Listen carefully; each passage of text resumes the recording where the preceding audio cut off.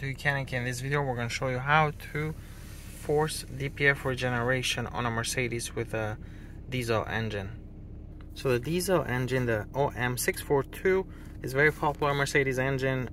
It's been around since the early 2000s, and it's found on like 320 CDIs. It's found on 350 Blue Tech models like the E-Class, the GL, GLK 350s, and anything that says Blue Tech most likely is going to have this engine, but it's important to check that before. The procedure is really basically the same, and it doesn't really matter which engine is, as long as you got a diesel engine on that vehicle, on your Mercedes. Go to maintenance, go to DPF, and then you can select M for Mercedes. This engine also is found on Sprinter vans. Pretty common engine on those vans. Go to control modules, motor electronics, press OK. You have to carry out teaching process of DPF. After you replace the DPF, you have to basically teach it to the ECU. If you change the ECU, you have to teach again DPF to the new ECU. But you can also force that DPF regeneration manually. So technically the car, if there's no issues with the engine, it will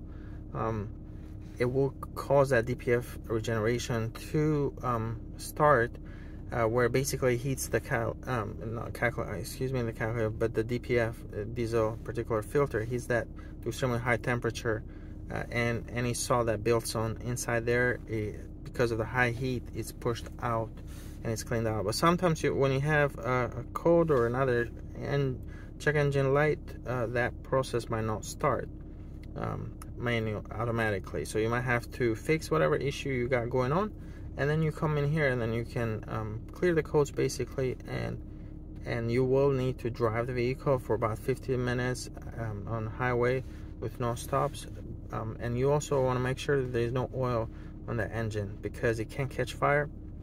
So here it's asking us if there's there oil present in the exhaust system. It will say no. Let's start manual regeneration. Yes. There's a few conditions that need to be met. Engine coolant right there, and then it says it walks you through the steps what you need to do next. It will press next, and it will reset the control module, and then it'll clear all the codes, and then you'll need to drive for about 15 minutes without any stops for that process, regen process, to be completed. So be careful, make sure there is no oil around the exhaust or the engine or that area where the DPF is, and that's it. And now if you are having issue with your DPF system, you can go to Diagnostic and then select your Mercedes and read codes from the engine control unit. If I come back all the way here, you would go to Diagnostic and then Mercedes, or you can do Smart VIN. This is the easiest thing. Instead of selecting GL or ML or Sprint or whatever you have, just do Smart VIN and go to control modules, drive, motor electronics, and then read codes. You can see codes there, and then also live data.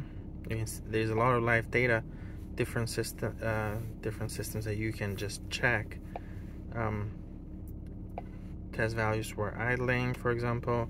You got reference values here, and then what values the vehicle is reading right here, so you can see those. So there's a lot in there. There's more individual. You can see this is a really long list of values being streamed and being collected by the engine control unit.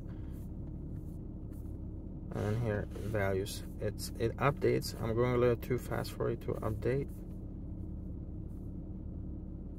You can see temperature and fuel pressure, something, things of that nature. If I go back, and there's a number of active tests that you can carry out in here.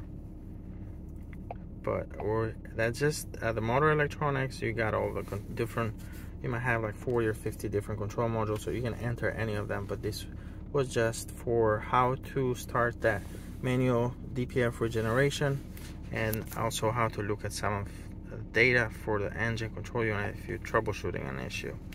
Thank you for watching YOUCANIC, where you can be the mechanic.